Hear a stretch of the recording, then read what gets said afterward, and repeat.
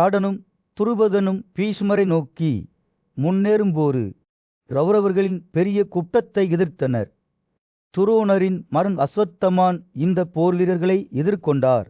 அவர்களை போரில் ஈடுபடுத்தினார். குருவின் மகன் விராடனையும் துருபதலையும் பல தண்டுகளால் துளைத்தார். ஆனால் 2 வீரர்களும் கோபமடைந்த யானை போல அவரது அம்புகளை சரிபார்த்தனர். சரபத்தின் மகன் கிருபா பீஷ்மர் மீது முன்னேறி கொண்டிருந்த சகாதேவனுக்கு எதிராக முன்னேறி அவரை 2 குண்டுகளால் அடித்தார். இடரும் சத்தம் மற்றும் வியர்வையின் வாசனையால் போர்க்களம் எரிந்தது. பெரும் வில்லனான துரோணர் குழப்பத்தின் மத்தியில் உயரமாக நின்றார்.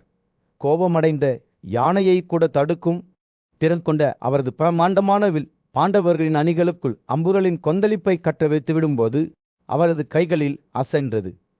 சன்ஷியாக் தனது மகள் அஸ்வத்தாமாவை எதிரிகளின் வரிசைகளை எரிப்பதை பார்த்தபோது காற்று பதட்டத்தால் அடர்த்தியாக இருந்தது. துரோணரின் கண்கள் அடிவனத்தை ஆராய்ந்தன.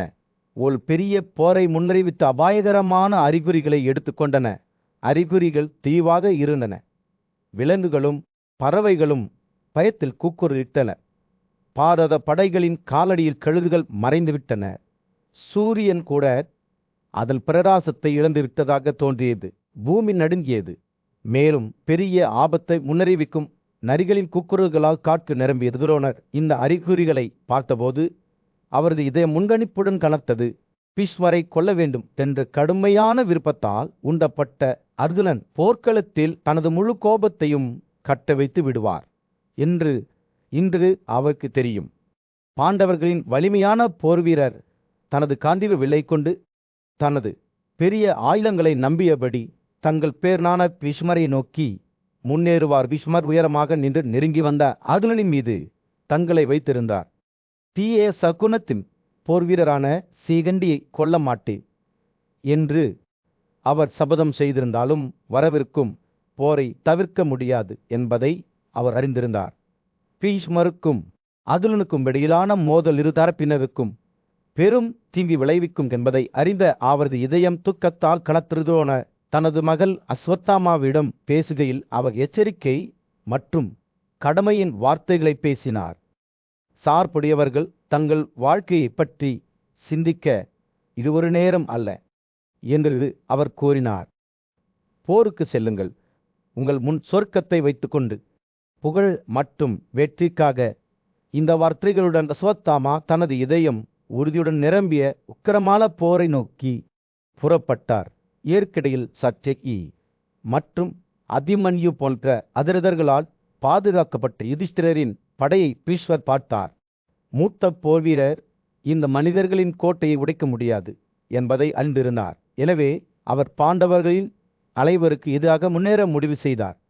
அவர் முன்னேறி செல்லும்போது முன்கணிப்பால் அவரது இதயம் கனமாக இருந்தது. பீஷ்மர் அறிவித்தார், நான் என் வீட்டின் மகிழ்வைக்காக போராடுவேன். அது இந்த முழு படையையும் அடித்தாலும் கூட ஒரு தீவிரமடைந்தது. அர்ஜுனன் கடலை கிளர்ச்சி செய்யும் திமிங்கிலத்தைப் போல எதிரிகளின் எல்லைகளை கடந்து ஒரு சதுப்பு நிலத்தை வெட்டினான். பீஷ்மர் யுதிஷ்டிரனின் கோட்டையை நோக்கி சென்றபோது துயரமும் நிறைந்த கூக்குரல்கள் படையின் வேணியில் எதிரொலித்தன. அவரது இதயம் இறுதி வெற்றியில் உறுதியாக இருந்தது. போர் தொடங்கிய போது போர்க்களத்தில் சூரியன் உதித்தது.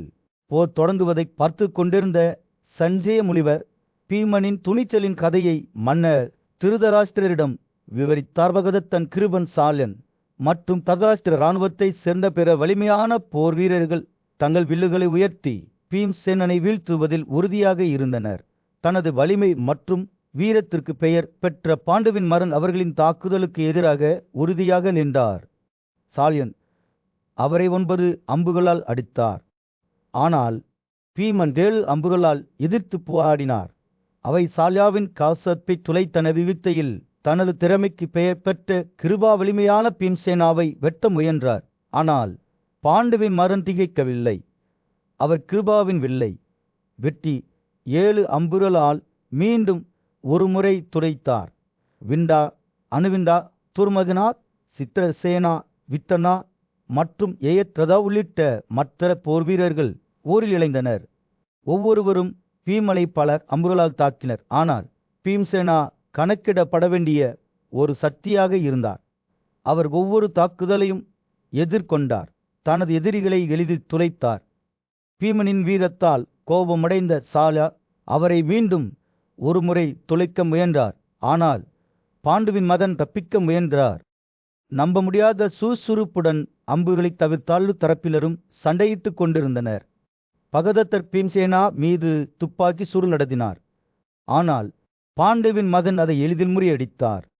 அவரது குதிரைகளின் மனத்தால் கோபமடைந்த ஜெயத்ரதன் தனது ரதத்திலிருந்து குதித்து பீமனை நோக்கி பல அம்புகளை வீசினார். ஆனால் பாண்டுவின் மகன் அனைவரையும் படுத்தால் போல் கடுமையானதாக இருந்தது. இரு தரப்பினரும் மோதல்களை நடத்தினர். ஆனால் பீம்சேனா தனது வீரத்தை உடைக்காமல் உறுதியாக நின்றார். சால்யா, கிருபா மற்றும் ஜெயத்ரதா உள்ளிட்ட மற்ற போர் வீரர்கள் போரில் இணைந்தனர். ஒவ்வொருவரும் வலிமையான பீமனை வீழ்த்த முயன்றனர். பீம்சேனா வெற்றி பெறுவார் என்று தோன்றியது போலவே ஒரு புதிய போட்டியாளர் போர்க்களத்தில் தோன்றினார். தனன்றே அருளன் சிகந்தனுடன் வந்துவிட்டார். பாண்டுவின் 2 சகோதரர்களும் தங்கள் எதிரிகளுக்கு எதிராக ஒன்றிணைந்து நின்றனர். மேலும் போர் புதுப்பித்த கொடூரத்துடன் தொடர்ந்தது. போர் ஒலிக்கும் போது சன்சேயா பீமனின் துணிச்சலின் கதையை தொடர்ந்து விவரித்தார். அவரது வார்த்தைகள் மன்னர் திருதராஷ்டிரரின் கண்களுக்கு முன்னால் வெளிவரும் காவிய போராட்டத்தின் தெளிவான படத்தை சித்தரிக்கின்றன. சக்தி வாய்ந்த போர்வீரரான அர்துலன் வலிமையான போர்வீரரான சால்யாவுடன் மோதிக்கொண்டபோது சூரியன் போர்க்களத்தில் விழுந்தது. மோதும் எகு சத்தமும் விழுந்தவர்களின் அழுகுரல்களும் காற்றில் எதிரொலித்தன. அர்துலனின் நேரான தண்டுகள் வேதமாக சால்யாவை நோக்கி பறந்தன. அவரது காசத்தை துளைத்து தனது ரதத்தில் நிமிர்ந்து நிற்க போராடிலபோர் தொடங்கிய போது அர்துலன் தனது கவனத்தை சுசர்மன் மற்றும் கிருபா மீது திருப்பி இருவரையும் தல்லா 3 அம்புகளால் அடித்தார். ஒப்பிட முடியாத வலிமைக்கு பெயர் பெற்ற அதிரத அர்துலன் எதிரிகளின் மீது அம்புகளின் நீரோட்டத்தை கட்டளித்துவிட்டு சிந்துக்களின் மன்னர் ஜெயத்ரதனையும் அவருடன் சவாரி செய்து கொண்டிருந்த சித்தர் சேனாவையும் குறிவைத்தார். விகர்னாவும் துர்மகனாவும் அவருக்கு முன் விழுந்தனர். அவர்களின் உடல்கள் குழப்பத்தின் மத்தியில் தரையில் மோதியது. அர்துலனின் தாக்குதலால் திகைக்காத ஜெயத்ரதன் பார்த்தாவின் மார்பில் தாக்கப்பட்ட ஒரு விரைவான அம்புடன் பதிலடி கொடுத்தார். தனது சகோதரை பாதுகாக்க எப்போதும் தயாராக இருந்த பீமன் போரில் சேர்ந்து ஜெயத்ரதனையும் சால்யாவையும் நோக்கி அம்புகளை எறிந்தார். கிருபாவும் சுசர்மனும் தங்கள் கோபத்தால் தூண்டப்பட்டு ஜிஷ்ணு மீது அம்புகளை வீசினர். ஆனால் அர்துலனும் பீம்சேனாவும் தோற்கடிக்க முடியாதவர்களாக நிரூபித்து தங்கள் எதிரிகளை எளிதில் வெற்றினர்.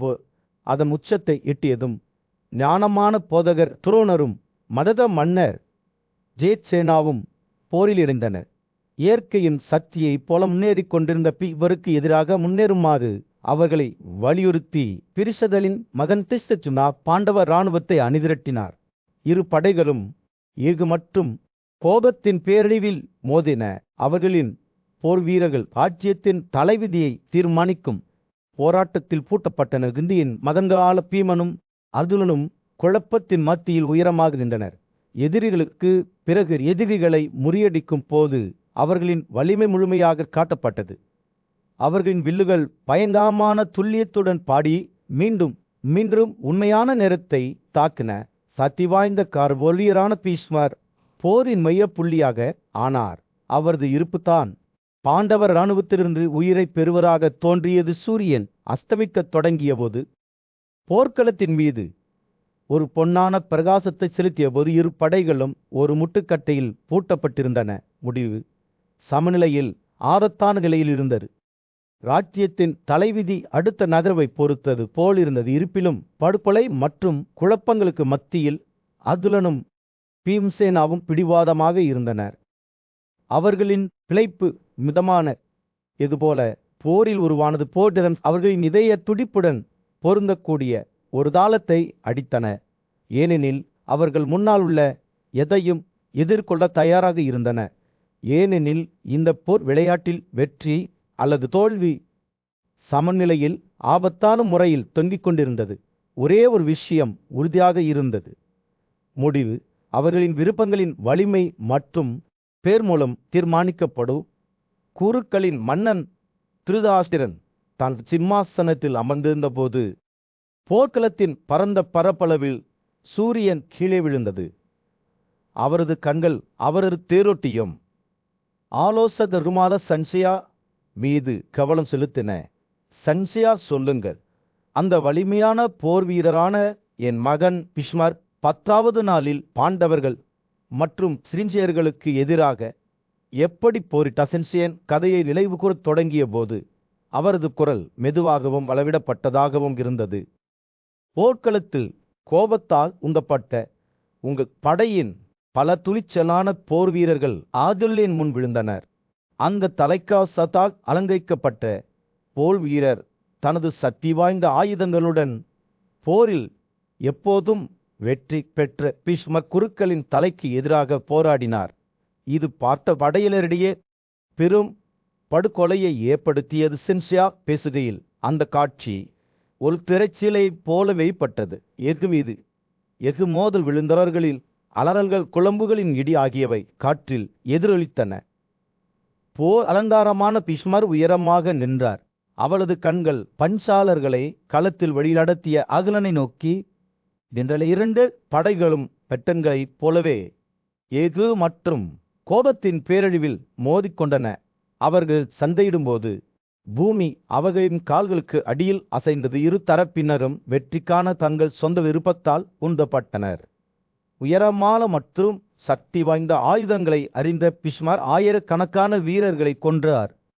அவரது உடல் அவர் மீது பெய்த அடிகளுக்கு அடிபணியாமல் இருந்தது. போர் தீவிரமடைந்த போது பீஷ்மரின் உறுதிப்பாடு இன்னும் வலுவடைந்தது. அந்நாள் இனி தன்னை பாதுகாத்து கொள்ள முடியாது என்பதை அவர் அறிந்திருந்தார். எனவே அவர் ஒரு சபதம் செய்தார். இனி நான் அதிக எண்ணிக்கையிலான முன்னணி வீரர்களை கொல்ல மாட்டேன். யுதிஷ்டிரனை அருகில் பார்த்த அவர் இளம் மன்னரிடம் ஞான வார்த்தைகளுடன் உரையாற்றினார். ஓ யுதிஷ்டிரனே, இந்த நீதியான மட்டும் சொர்க்கத்தை வழிநடத்தும் வார்த்தைகளை கேளுங்கள். போரில் மனிதர்களை கொல்வதில் நான் அதிக நேரம் செலவிட்டேன். எனக்கு விருப்பமானதை செய்ய நீ புத்திசாலி என்றால் என்னை கொல்ல முயற்சிக்கவும். பீஷ்மரின் வார்த்தைகளின் எடையை அவர் புரிந்து கொண்டபோது யுதிஷ்டிரரின் கண்கள் விரிந்தன. அவர் புரிந்து கொள்ள தனது தலையை அசைத்தார். மேலும் கடுமையான உறுதியுடன் தனது படைகளை அணிதிரட்டினார். முன்னேறுங்கள், போராடுங்கள், போரில் பீஷ்மரை வெல்லுங்கள். பாண்டவர்கள் வெற்றி பெறவோ அல்லது சொர்க்கத்திற்கு செல்லவோ தீர்மானித்தன. துரியோதனன் தலைமையிலான கௌரவ இராணுவம் தனது தந்தையின் வார்த்தைகளால் தூண்டப்பட்டு முன்னேறியது. மகா வீராசிரியரான துரோணர் தனது மகளுடனும் ஒரு பெரிய படை வீரர்களுடனும் இணைந்து போரிட்டார். போர் தீவிரமடைந்த இரு தரப்பினரும் மோதல்களை வர்த்தகம் செய்தனர். ஆனால் மேலிடத்தை பெறவில்லை. நாள் செல்ல செல்ல போரின் சத்தம் இன்னும் சத்தமாக அதிகரித்தது. சங்குகள் ஒலித்தன, சிடி முழக்கம், மோதல்கள். போர் வீரர்கள் எஃகு மற்றும் சிதறல் மரத்தின் வேரில் மோதிக்கொண்ட போது சூரியன் போர்க்களத்தில் விழுந்தது. அர்ஜுனனின் துணிச்சலான மகனான அபிமன்யு பீஷ்மரை தோற்கடிப்பதற்கான திடலில் தமது தந்தைக்கு உதவ கடுமையான உறுதியுடன் போராடினார். கடந்து செல்லும் ஒவ்வொரு கணத்திலும் போர் கோபமடைந்தது. வியர்வை மற்றும் இரத்தத்தின் வாசனையால் காற்று அடர்த்தியாக இருந்தது. கோபத்தால் தூண்டப்பட்ட துரியோதனன் அபிமன்யுவின் மார்பில் நேரான அம்பை வீசினார். ஆனால் இளம் போர்வீரன் அடிபணிய மறுத்ததால் அவரது கோபம் காட்டுத்தீ போல எரிந்தது. அவர் மரணத்தின் கம்பியை ஒத்த ஒரு படியால் எதிர்த்து போராடினார். ஆனால் அந்த வலிமையான போர் வீரரான துரியோதனன் பெரிய கூர்மையான அகலமான தலை அம்பு கொண்டு அதை வெட்டினார். 2 போராளிகளும் எது மற்றும் கோபத்தின் சூறாவளியில் மோதிக்கொண்டனர். ஒவ்வொன்றும் துல்லியமாகவும் சக்தியுடனும் தரையிறங்கின. அபிமன்யுவின் அம்புகள் விரைவாகவும் உண்மையாகவும் பறந்தன. துரியோதனனின் கைகளிலும் மார்பிலும் 3 தண்டுகளுடன் தாக்கிட குரு மன்னர் தடுமாறினார். ஆனால் மறுத்தார். அபிமன்யுவை 10 கடுமையான தண்டுகளால் தாக்கினார். இந்த இரண்டு இரத்தங்களுக்கும் இடையிலான போர் பார்ப்பதற்கு ஒரு காட்சியாக இருந்தது. அவர்கள் தாக்குதல்களையும் எதிர் தாக்குதல்களையும் பரிமாறிக்கொண்டபோது அவர்களின் வலிமை முழுமையாக காட்சிப்படுத்தப்பட்டது. சுப்ரத்ராவின் மகன் தனது தந்தைக்காக போராடினார். அதே நேரத்தில் துரியோதனன் அர்ஜுனனை வெல்லப் போராடினார். எஃகு மீது எஃகு மோதல் போர்க்களத்தில் எதிரொலித்தது.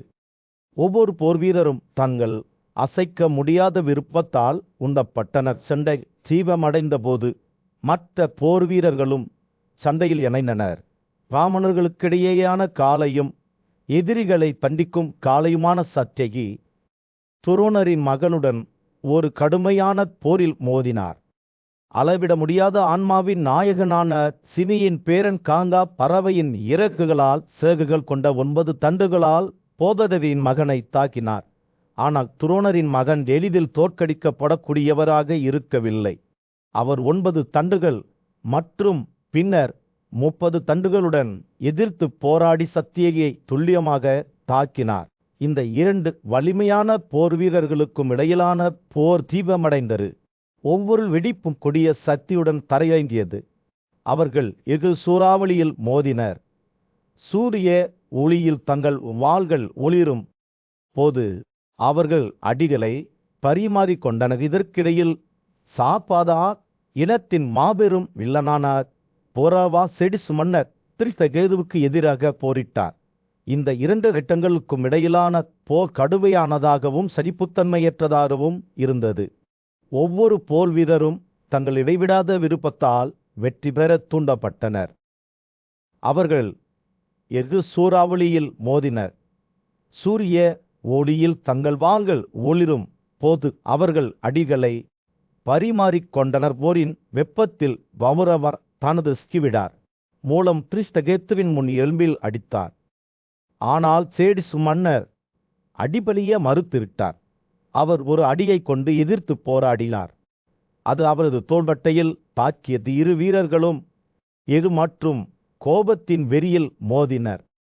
அவர்களின் அடிகள் துல்லியமாகவும் சக்தியுடனும் தரையிறங்கிய வகையில் குருக்கள் மற்றும் பாண்டவர்களின் படைகள் எஃகு மற்றும் இரத்த வெறியில் மோதிக்கொண்டிருந்த போது போர் வெடிப்பு நிலப்பரப்பில் சூரிய தாக்கியது. சன்சயா தூரத்திலிருந்து பார்த்தார். அவரது கண்கள் வெளிவரும் நாடகத்தின் மீது நிலைநிறுத்தப்பட்டன. போர் தீவிரமடைந்த போது பஞ்சாதாவின் இளவரசரான சிகண்டின் பாரதர்களின் மதிப்பிற்குரிய பேரனான பீஷ்மருக்கு எதிரான தாக்குதலுக்கு தலைமை தாண்டினார். 10 அகலமான தலை அம்புகளுடன் அவர் தனது மார்பின் மையத்தில் பீஷ்மரை அடித்தார். ஆனால் கங்கையின் பகல் அவரை கடுமையான தீவிரத்துடன் வெறுமனே பார்த்தார். சிகண்டில் ஆன்மாவை உட்கொள்வது போல பீஷ்மர் தனது பெண்ணியத்தை நினைவு கூர்ந்து பதிலடி கொடுக்க தயங்கினார். ஆனால் இந்த கட்டுப்பாட்டை அறியாமல் சிகண்டின் வலிமையான போர் வீரரை தோற்கடிக்க உறுதியாக இருந்தார். பாண்டவ இளவரசரான அர்ஜுனன் தனது வாய்ப்பைக் கண்டு சீகந்திலை முன்னெடுத்து சென்று விரைந்து சென்று பேரனை கொள்ளுங்கள். யூஸ்திரின் இராணுவத்தில் வேறு எந்த போர் வீரனையும் நான் காணவில்லை. போரில் பீஷ்மருடன் சண்டையிட வல்லவர், உன்னை காப்பாற்றுங்கள். மனிதர்களிடையே புலி சீகந்தின் முன்னேறி சென்றார். ஆனால் பீஷ்மர் அவர் மீது பெய்த அம்புகளை பொருட்படுத்தாமல் அர்ஜுனனை சரிபார்க்க தொடங்கினார். பேரலின் தண்டுகள் விரைவாகவும் உண்மையாகவும் பறந்து பாண்டவர்களின் பல வீரர்களை தாக்கினர். இதற்கிடையில் துரியோதனின் மகன் துசாசனான் நம்ப முடியாத கொடூரத்துடன் போராடினார். அர்த்தாவுடன் சண்டையிட்டார்.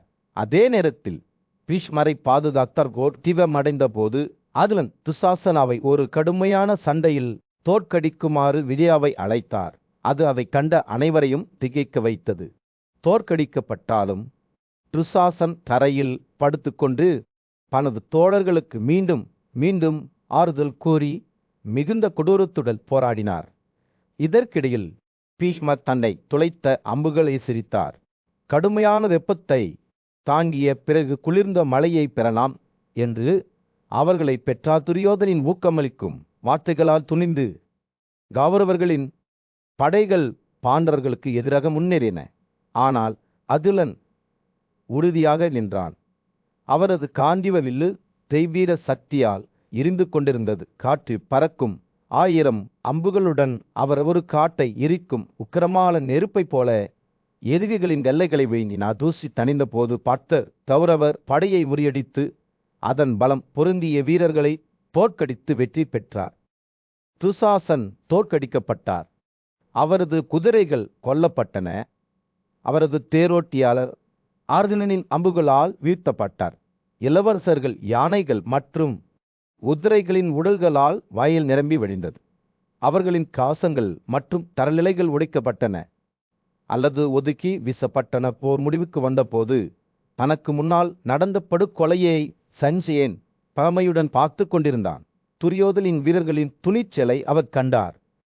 அவர்கள் எண்ணிக்கையில் மிக அதிகமாக இருந்தபோதிலும் போராடினர். சூரியன் போர்க்களத்தில் வீழ்ந்தது. கௌரவர்கள் மற்றும் பாண்டவர்களின் படைகளின் மீது ஒரு தங்க ஒளியை செலுத்தியது. ஞானமான கதையாசிரியரான சஞ்சயா பக்கவாட்டில் நின்று மகரார் போரின் கதை மன்னர் திருதராஷ்டிரரிடம் நினைவு கூர்ந்தார். இரு படைகளும் மோதி கொண்டபோது குழப்பமான குழப்பத்தில் அவற்றில் அமைப்புகள் ஒன்றாக மங்களாக தோன்றின. பல்வேறு அணிகளை சேர்ந்த போர் வீரர்கள் கோபம் மற்றும் ஆத்திரத்தால் உந்தப்பட்ட பைத்தியக்காரர்களைப் போல ஒருவருக்கொருவர் சண்டையிட்டனர். மோதும் எஃகு சத்தம், வியர்வை மற்றும் இரத்தத்தின் வாசனை, விழுந்தவர்களில் அழுகை ஆகியவை காற்றை நிரப்பினர். கௌரவர்கள் பக்கத்தில் சால்யா, கிருபா, சித்தாசேனா, துசாசனா மற்றும் பித்தனார் ஆகியோர் தங்கள் பிரகாசமான ரதங்களில் சவாய் செய்து பாண்டவர்களின் இதயங்களில் அச்சத்தை தூண்டினர். ஒரு காலத்தில் பெருமை மிக்க பாண்டவர்களின் படை காற்றால் வீசப்பட்ட படகு போல அசையத் தொடங்கியது. மகத்தான பேர்னான பீஷ்மர் கௌரவ இராணுவத்தின் முன்னணியில் உயரமாக நின்றார். அவரது அகமான தலை தண்டுகள் பாண்டவர்களின் அணிகளில் கொடூரமான துல்லியத்துடன் வெட்டி கொண்டிருந்தன. குளிர்காலத்தின் குளிர் போல அவர் பாண்டுவின் மகன்களை வெட்டினார். அவர்களின் உடல்கள் இலைகளைப் போல போர்க்களத்தில் சிதறி கிடந்தன. புகழ்பெற்ற பார்த்த அர்ஜுனன் பீஷ்மருடன் இணைந்து வீரத்துடன் போராடினான். ஆனால் அவரது வலிமையான அம்புகளால் கூட பேரனின் காசத்தை சுளைக்க முடியவில்லை. நாள் செல்ல செல்ல கௌரவர் படை வெல்ல முடியாததாக தோன்றியது. பாண்டவர்களின் தாக்குதல் இருந்த போதிலும் அவர்களின் அணிகள் உடைக்கப்படவில்லை. ஆனால் பின்னர் பாண்டவர்களின் தளபதியான திஷ்டத்யும்னா தனது படைகளை அணிதிரட்டி மீண்டும் ஒரு முறை போருக்கு அழைத்து சென்றார். கங்கையின் மகனை நோக்கி விரைந்து செல்லுங்கள் என்று அவர் கத்தினார். மேலும் சொம்மகர்களும் சீன்சியர்களும் எல்லா திசைகளிலும் அம்புகள் பறந்து முன்னேறி சென்றன. இந்த தாக்குதலால் கோபமடைந்த பீஷ்மர் ஆயிரக்கணக்கான வீரர்களை கொன்று குவித்த அம்புகளின் கொந்தளிப்பை கட்டவைத்து விட்டார். 10ஆம் நாளில் மட்டும் அவர் 10,000 ரதவீரர்களை கொண்டார். அவரது அகலமான தலை தண்டுகள் யாரையும் காயப்படுத்தாமல் விட்டன. வலிமையான யானைகளும் கூட அவருக்கு முன்னால் விழுந்தன. அவற்றின் பிரமாண்டமான உடல்கள் புதிதாக எழுந்த மேகங்களைப் போல தரையில் மோதியது. போர் தொடங்கிய போது பீஷ்மர் வெல்ல முடியாதவராக தோன்றினார். குழப்பத்தின் மையத்தில் ஒரு எரியும் சூரியன். அவரது அம்புகள் துணிச்சலான வீரர்களின் காசத்தையும் துளைத்து அவர்களை தரையில் விழ செய்தன. பாண்டவர்கள் வீரத்துடன் போராடினர். ஆனால் வலிமையான பேரனுக்கு எதிராக அவர்களின் முயற்சிகள் வீணாகின. அப்போதுதான் மதுவை கொன்ற அர்ஜுனன் முன்வந்து பீஷ்மர் மீது கண்களை வைத்தார். அங்கே சாந்தனுவின் மகன் பீஷ்மர் இரு படைகளுக்கும் இடையில் தங்கியிருக்கிறார் என்று தனஞ்சயனிடம் கூறினார். உன் பலத்தை செலுத்துவதன் மூலம் அவரை கொன்றால் நீ வெற்றி பெறலாம். கடுமையான அழுகையுடன் அர்ஜுனன் பீஷ்மரிடம் சரணடைந்தான். போர்க்களத்தில் சூரியன் தாக்கியது. அதற்கு முன்னால் ஏற்பட்ட குழப்பத்தின் மீது ஒரு பொன்னான பிரகாசத்தை செலுத்தியது. சஞ்சயாவின் தலைமையில் பாண்டவர்கள் கௌரவர் படையின் வலிமையான போர்வீரரான பீஷ்மருக்கு எதிராக வீத்தியம் போல் போராடினர். ஆனால் எல்லா பக்கங்களிலும் சுற்றி வளைக்கப்பட்டு மீண்டும் மீண்டும் அம்புகளால் துளைக்கப்பட்ட போதிலும் பீஷ்மர் வலி அல்லது பலவீனத்தின் அறிகுறிகளை காட்டவில்லை. அவரது அஞ்சல் முகடு துளைகளால் நிரம்பியிருந்தது. ஆனால் அவர் உயரமாக நின்றார். அவரது வில்லும் அம்புகளும் சூரிய ஒளியில் தீப்பிழம்புகளைப் போல எரிந்தன. அவர் கார்களின் கூட்டத்தின் வழியாக செல்லும்போது காட்டு கத்துகிறது. அவரது தேரோட்டக்காரர் வெறித்தனமான போர் வீரருடன் வேதத்தை வைத்திருக்க சிரமப்படுகிறார். சத்யகி, பீமன், அதுனன், துருபதன், விராடன் மற்றும் திஸ்தஜும்னா ஆகிய 6 பாண்டவ வீரர்களை அம்புடன் வீழ்த்திய போது பீஷ்மரின் கண்கள் கோபத்தால் பிரகாசித்தனால் பீஷ்மரின் வலிமை கூட பாண்டவர்களின் ஒருங்கிணைந்த வலிமைக்கு இணையாக இருக்கவில்லை. கோபத்தால் தூண்டப்பட்டு தனது தோழர்களை பாதுகாக்கும் விருப்பத்துடன் பட்டத்தால் அலங்கரிக்கப்பட்ட அதுலன் பீஷ்மரின் வில்லை 3 விரைவான அம்புகளால் வெட்டி முன்னேறி சென்றான். பீஷ்மர் மற்றொரு வில்லை எடுத்தார். ஆனால் அதுனன் அதை வெட்டி கோபத்தில் தனது வாயின் மூலைகளை நக்குமாறு விட்டு விட்டான். கோபமடைந்த பீஷ்மர் அதுனனின் காரை நோக்கி ஒரு டாட்டு வீசினார். ஆனால் பாண்டவ மன்னர் அதற்கு தயாராக இருந்தார். 5 கூர்வையான அகலமான தலை அம்புகளுடன் அவர் டாட்டை கீழே அடித்து மின்னலின் பிளாஸ் போல தரையில் மோதியது. போர்க்களத்தில் சத்தம் எதிரொலித்தது. இதனால் பீமர் கோபத்தால் நடுங்கினார். போர் தொடங்கிய போது பீஷ்மர் தனது சொந்த மரணத்தை பற்றி சிந்திக்கத் தொடங்கினார். தனது தந்தை சாந்தனுவரின் 2 வரிகளை அவர் நினைவு கூர்ந்தார். போரில் வெல்ல முடியாத தன்மை மற்றும் தனது சொந்த மரண நேரத்தை தேர்ந்தெடுக்கும் அதிகாரம். ஆனால் இப்போது பாண்டவர்களின் பிடிவாதமான வலிமையை எதிர்கொண்டு அந்த வரங்களால் கூட தன்னை காப்பாற்ற முடியாது என்பதை அவர் உணர்ந்தார். வானத்தில் நின்றிருந்த முனிவர்களும் வாசுக்களும் பீஷ்மரை அச்சமும் துக்கமும் காந்த கலவையுடன் பார்த்தனர். அவர்கள் அவருக்கு ஊக்கமளிக்கும் வார்த்தைகளை கிசுகிசுத்தனர். போரில் இருந்து விலகி தனது விதியை ஏற்றுக்கொள்ளுமாறு வலியுறுத்தினர். ஆனால் பீஷ்மர் மட்டுமே அவர்களின் கிசுகிசுக்களை கேட்டார். மேலும் அவர் கூட கடமைக்கும் ஆசைக்கும் இடையில் கீழ்ந்தார்வான கைத்தாளங்கள் துக்ககரமான தாளத்தை அடித்து போர்க்களத்தில் ஒரு மழை பெய்தபோது பீஷ்மர் தனது நேரம் வந்துவிட்டது என்பதை அறிந்தார். கனத்த இதயத்துடன் அவர் மீண்டும் ஒரு முறை முன்னேறி தனது சொந்த விதியை நிறைவேற்றுவதில் உறுதியாக இருந்தார். பாண்டவர்கள் அவரை சுற்றி அடைக்கப்பட்டனர். அவர்களின் அம்புகள் வேகமாகவும் உண்மையாகவும் பரந்தல் சீகந்தின் பீஷ்மரை 9 கூர்வையான அம்புகளால் அடித்தார். ஆனால் அவை கூட போர் வீரரின் இதயத்தை துளைக்கவில்லை. விபட்ச அவரை 25 அம்புகளால் துளைத்தார். அதுலனும் அவரை பின்தொடர்ந்து பீஷ்மரை தாக்கினார். சூரியன் போர்க்களத்தில் அஸ்தமிக்கத் தொடங்கியது. படுகொலையின் மீது ஒரு பொன்னான பிரகாசத்தை செலுத்தியது. ஆனால் குருக்களின் மன்னரான திருதராஷ்டிரருக்கு இந்த தருணத்தில் எந்த மகிழ்ச்சியும் இல்லை. அவரது மரியாதைக்குரிய பேரனும் தளபதியுமான பீஷ்மரின் வீழ்ந்த வடிவத்தை பார்த்தபோது அவரது இதயம் துக்கத்தால் கனத்தருகையோ என் வீரர்களுக்கு என்ன ஆயிற்று என்று தனது தேரோட்ட வீரரும் நம்பிக்கைக்குரியவருமான சன்சேனிடம் திருதராஷ்டிரர் புலம்பினார். தந்தைக்காக தனது உயிரை தியாகம் செய்த வலிமையான பீஷ்மரை அவர்கள் எப்படி இழக்க முடியும்? துருபாதின் மகனான திஸ்தஜும்னனும் கூட வெல்ல முடியாதவர் என்று நினைத்தேன். ஆனால் இப்போது அவள் நமது மாபெரும் பீஷ்மரை கொன்றுவிட்டதை நான் காண்கிறேன். சென்சியன் தன் ராஜாவை ஆறுதல் படுத்த முயன்றான். ஆனால் திருதராஷ்டிரன் ஆறுதல் அடையவில்லை. பீஷ்மர் தங்கள் மூதாதையர்களுடன் இணைந்து போராடிய பழைய நாட்களையும் தன்னை மரணத்திலிருந்து காப்பாற்றிக் கொண்டாலும் திஸ்தஜும்னாவின் தந்தை துருபதனை கொல்ல அவர் ஒரு முறை மறுத்ததையும் அவர் நினைவு கூர்ந்தார். சென்சியன் போரின் நிகழ்வுகளை விவரித்தபோது திருதராஷ்டிரரின் துக்கம் ஆழமடைந்தது. பீஷ்மர் எப்படி வீழ்ந்தார், பாஞ்சால இளவரசரால் தாக்கப்பட்டார் என்பதையும் அவரது உடல் அதன் அம்புகளின் படுக்கையில் எப்படி கிடந்தது என்பதையும் அவர் கேள்விப்பட்டார். இது அனைத்து உயிரினங்களையும் துக்கத்தால் நிரப்பியது. குருக்கள் குழப்பத்தில் இருந்தனர். அவர்களின் முகங்கள் மங்கலாக இருந்தன. கண்கள் கீழே விழுந்தன. என்ன செய்வது என்று அவர்களுக்கு தெரியவில்லை. ஏனெனில் அவர்களின் தலைவர் போய்விட்டார். ஆனால் அர்ஜுனனின் தலைமையில் பாண்டவர்கள் உயரமாக நின்றனர். தங்கள் வெற்றியை கொண்டாடும்போது அவர்களின் சங்கிலிகள் வெற்றிகரமாக ஊதில் இந்த குழப்பத்தின் மத்தியில் பீஷ்மர் தனது அம்புகளின் படுக்கையில் படுத்துக் கொண்டிருந்தார். அவரை சுற்றி ஒரு காலத்தில் போருக்கு சென்ற மன்னர்களும் போர் வீரர்களும் இருந்தனர்.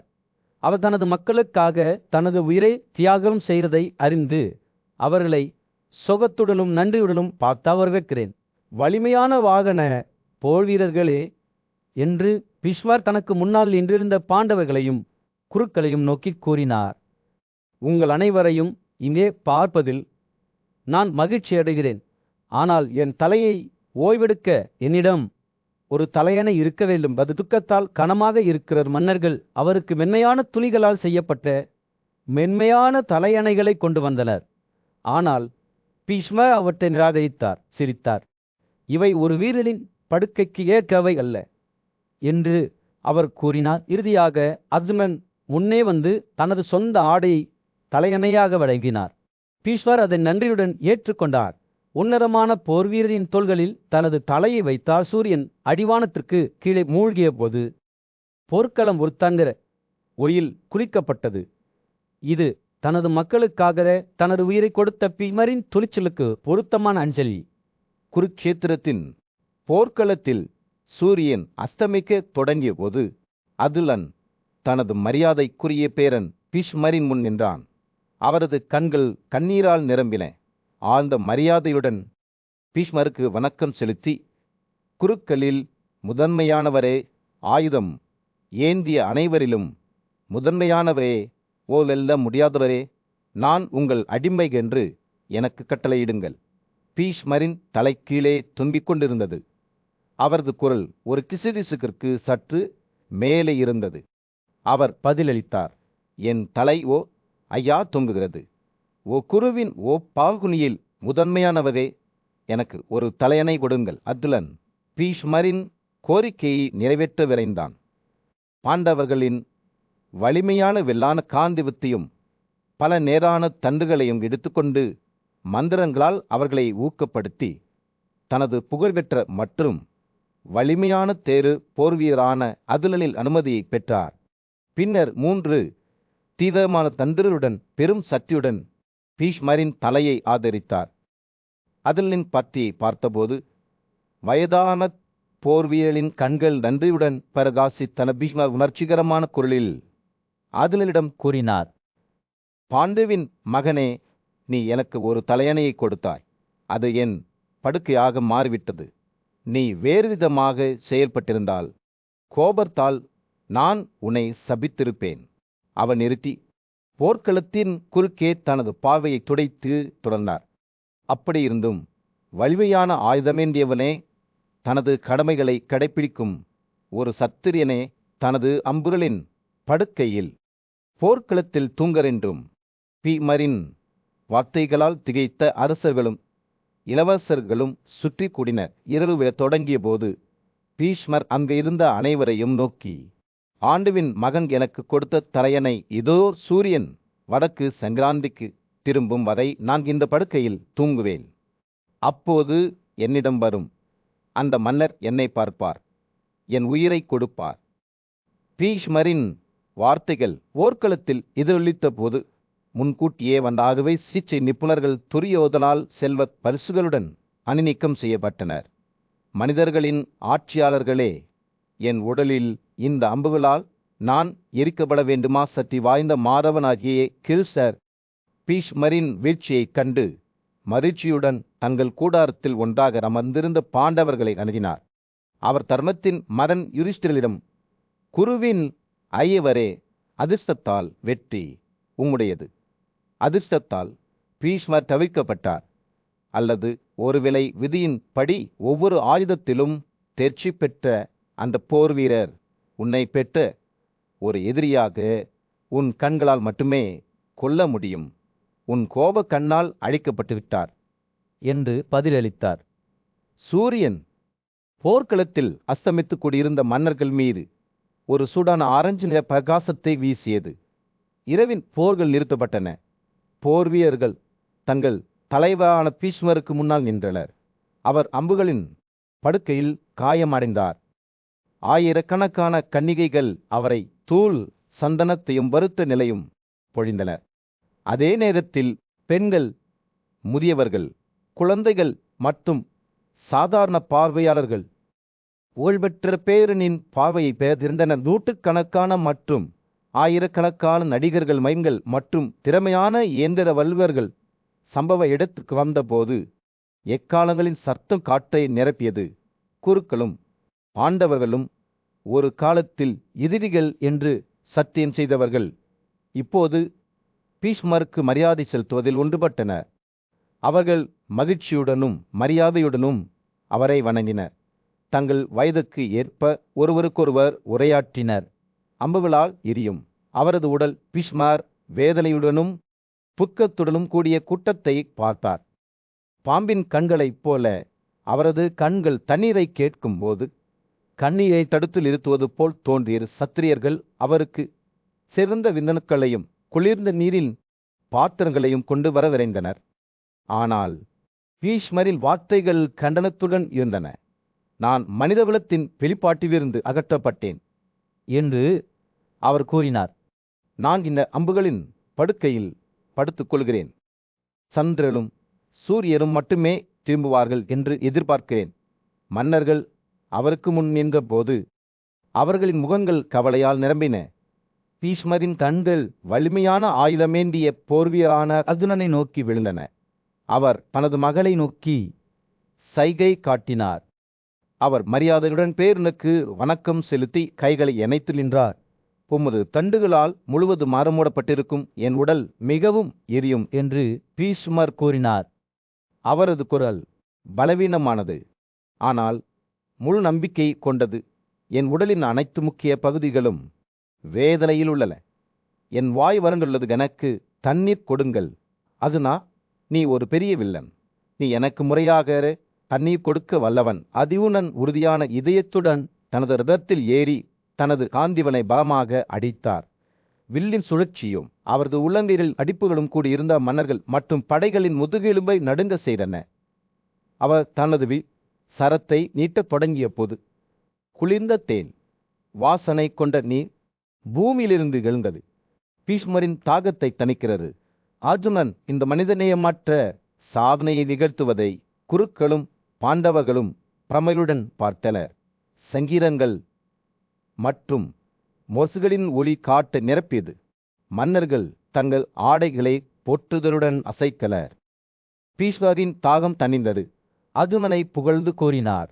ஓ வலிமையான கரங்கள், இது உன்னில் அற்புதமானது அல்ல. நீ முழுக்கியத்திரிய இடத்தையும் கழிப்பவன். உலகின் வில்லர்களில் நீ ஒரு வில்லன். இருப்பிலும் பீஷ்மரின் வார்த்தைகளால் துரியோதனன் அசையவில்லை. அவரது இதயம் கோபத்தால் நிரம்பியது. பாண்டவர்களுக்கு எதிராக பழிவாங்கும் ஆசை இருந்தது. சண்டல் குரு இராணுவத்தில் போரினால் பாதிக்கப்பட்ட போர்வீரர்கள் தங்கள் குடியிருப்புகளுக்கு திரும்பி சென்றபோது பீஷ்மரின் வீழ்ச்சி பற்றிய செய்தி காட்டுத்தீ போல பரவியது. ராதாவின் மகன் கர்ணன் ஒரு வலிமையான போர்வீரர் மற்றும் பாண்டவர்களின் பக்கத்தில் ஒரு முள் சம்பவ இடத்திற்கு விரைந்தார். கண்ணீரால் நிரம்பிய அவரது கண்கள் பீஷ்மரின் உயிரற்ற உடலை நெருங்கின. அவர் பேசும்போது அவரது குரல் நடுங்கியது. கர்ணன், குருக்களின் தலைவரே, நான் ராதாவின் மகன். இவ்வளவு காலமாக நீங்கள் வெறுக்கப்படுகிறீர்கள். உங்கள் மதத்துவத்திற்கு மரியாதை செலுத்த நான் வந்துள்ளேன் என்று கூறினார். பீஷ்மர் மெதுவாக கண்களை திறந்து கலனை ஆச்சரியத்துடனும் பாசத்துடனும் பார்த்தார். அவர் காவலர்களை அழைத்தார். மேலும் கலனை ஒரு தந்தை தனது மகனைப் போல கட்டிப்பிடித்து பேசத் தொடங்கினார். வாருங்கள், வாருங்கள் என் மகனே என்று பீஷ்மர் தனது குரலில் உற்சாகத்துடன் கூறினார். நான் உன்னை பற்றி எந்த தீங்கிழைப்பையும் தாங்கவில்லை. நான் உன்னை பற்றி கடுமையான வார்த்தைகளை பேசினேன். உங்கள் ஆட்களை கட்டுப்படுத்த மட்டுமே நீங்கள். உண்மையில் குந்தியின் மகன் அதரின் மகன் அல்ல. இதை நான் நாரதரிடமிருந்தும் கிறிஸ்துவையானனிடமிருந்தும் கேள்விப்பட்டேன். கல்லனின் ஆன்மாவை பார்த்து தங்கள் நடுங்கி உங்கள் இதயம் பெருமையாலும் தாழ்மையான தோழர்களுடனான தொடர்பாலும் கரைபடுகிறது. பீஷ்மர் தொடர்ந்தார். அதனால்தான் நீங்கள் பாண்டவர்களை பற்றி தவறாக பேசுகிறீர்கள். ஆனால் போரில் உங்கள் திறமை, பிராமணர்கள் மீதான உங்கள் மரியாதை மற்றும் உங்கள் தாராள மனப்பான்மை ஆகியவற்றை நான் அறிவேன். நீங்கள் ஒரு உண்மையான போர்வீரர். கர்ணன் அவர் மீண்டும் தனது வெளிப்பாட்டை மென்மையாக நிறுத்தினார். இறுதியாக பீஷ்மர், என்னுடன் காசி நகருக்கு வாருங்கள் என்று கூறினார். இவருக்கு இடையேயான இந்த பறைமையை முடிவுக்கு கொண்டு வருவோம். பாண்டவர்களுடன் ஒன்றுபடுவோம். என் மகனே, நீ அவர்களின் சகோதரர் என்பதை அவர்களுக்கு தெரியப்படுத்துங்கள். நாம் நாட்டிற்கு அமைதியை கொண்டு வருவோம். ஆனால் கர்ணனின் இதயம் அவ்வளவு எளிதில் திசை திருப்பப்படவில்லை. பீஷ்மரே, நீங்கள் கூறுவது உண்மை என்று எனக்கு தெரியும். கர்ணன் தனது குரலில் உறுதியாக பதிலளித்தார். ஆனால் நான் இப்போது திரும்பி செல்வதற்கு வெகு தூரம் வந்துவிட்டேன். நான் தனஞ்செயலுடன் சண்டையிடுவேன், அவரை போரில் தோற்கடிப்பேன். ஆண்டவர்கள் மீதான என் விரோதத்தை அசைக்க முடியாது. பீஷ்மரின் வெளிப்பாடு கடுமையானதாக மாறியதனால் உன்னை போரிட அனுமதிக்கிறேன், கர்ணனே என்று இறுதியாக அவர் கூறினார். என் ஆசீர்வாதத்துடன் புறப்படுங்கள். கோபமோ பழிவாங்கும் மனப்பான்மையோ இல்லாமல் போராடுங்கள். உங்கள் சக்திக்கு ஏற்ப உங்கள் ராஜாவை சேவிக்கவும் தனஞ்சயத்தின் மூலம் நீங்கள் நீதிமான்களின் பகுதிகளை அடைவீர்கள். பீஷ்மர் இந்த வார்த்தைகளை பேசும்போது கர்ணனின் இதயம் சற்று மென்மையாக தோன்றியது. அவர் தனது தலையை வழங்கி பீஷ்மரின் மன்னிப்பை பெற்று மீண்டும் ஒரு முறை தனது ரதத்தில் ஏறினார். கனத்த இதயத்துடன் தனது மகன் துரியோதனனின் அறையை நோக்கி புறப்பட்டார். முன்னால் உள்ள எதையும் எதிர்கொள்ள தயாராக இருந்தார். எனவே இந்த புனிதமான வாக்குறுதியுடன்